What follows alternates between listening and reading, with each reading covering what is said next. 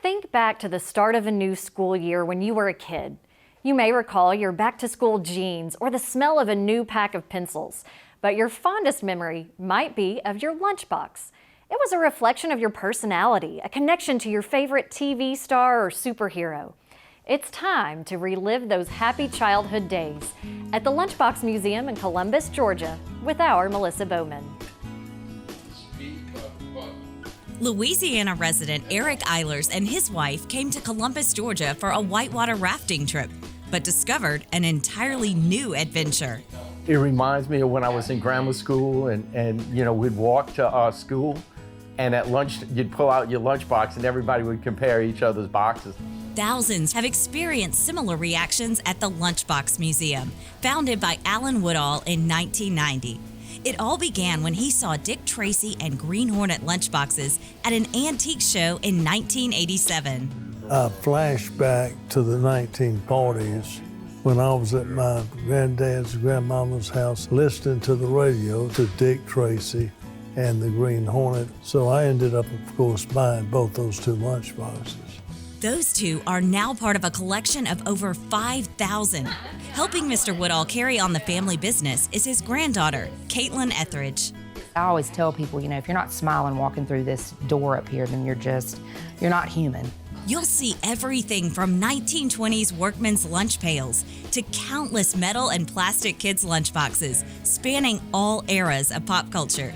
Some, like Toppy the Elephant, are worth thousands. But for Mr. Woodall, how they make people feel is priceless. It can get people very emotional. I've seen many people that have come to the Lunchbox Museum where that particular lunchbox brought back such a great memory that it would bring tears into their eyes. But surprisingly, lunchboxes are only the beginning. The Lunchbox Museum will take you on a trip down memory lane. And for even more nostalgia, keep that journey going just a few feet away at the Georgia Radio Museum and Hall of Fame. But don't stop here. Head to the Tom Houston Peanut Museum. There's also 3 cola museums. And last but not least, be sure to visit the Car Museum.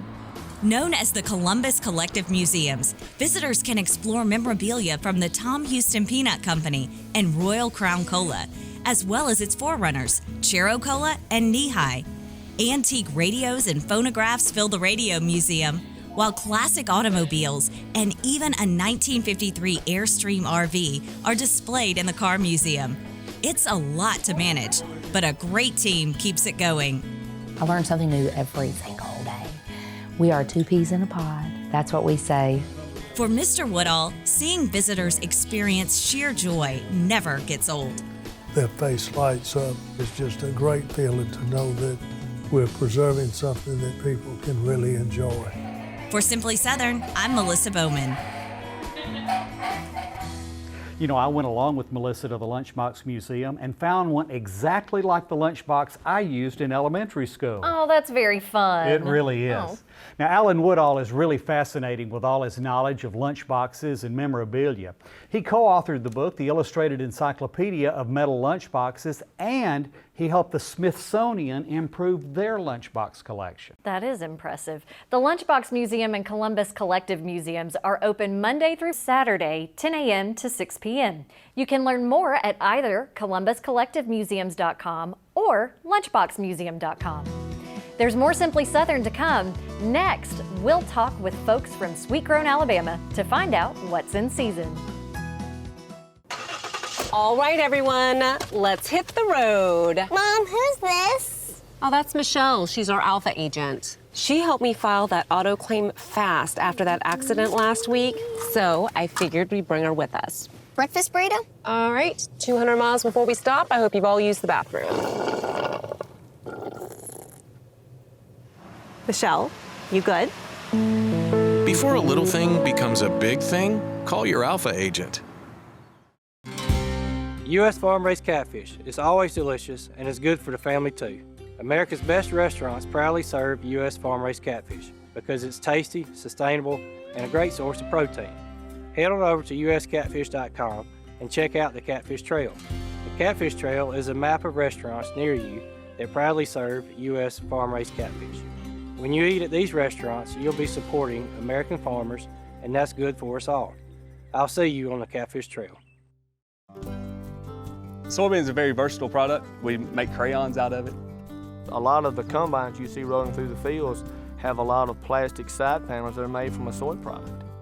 The soybeans that we grow on our farm mostly goes into chicken feed. Soybean production in Alabama employs over 10,000 people. We grow some of the best soybeans in the world. We go the extra mile to make sure when our name is stamped on it, we know it's the best product we can produce. Tim, what's it like being a professional fisherman? Oh, it's awesome, man. You get all kind of perks, you know, like that check y'all seeing, that big check I get every year, you know. Why are you whispering? I ain't gonna tell nobody, I promise, man. Tim, it's between us. I want you to tell everybody you know. You mean like everybody gets a check? Yeah, but I mean, it's based on how much you borrow with us. So it ain't just to me? No, it ain't just you. Come on, man. Everybody that's got a loan with Alabama Farm Credit gets a check. Hey y'all, I'm Kim Earwood with Alabama Ag in the Classroom. Since the average cow weighs 1,200 pounds, it takes special facilities to care for cattle safely, and that's what this rural dictionary is all about. Farmers round up cattle from pastures and guide them into a catch pen. From there, the animals are ushered into an alley with a squeeze chute at the end. One at a time, the squeeze chute restrains the animal so the farmer can easily and safely administer medicines or perform other routine care. Farmers often call this entire process working cattle. If you visit alabamaAITC.org, you'll find all kinds of ag education resources. This Rural Dictionary is brought to you by Alabama Ag in the Classroom. See you next time!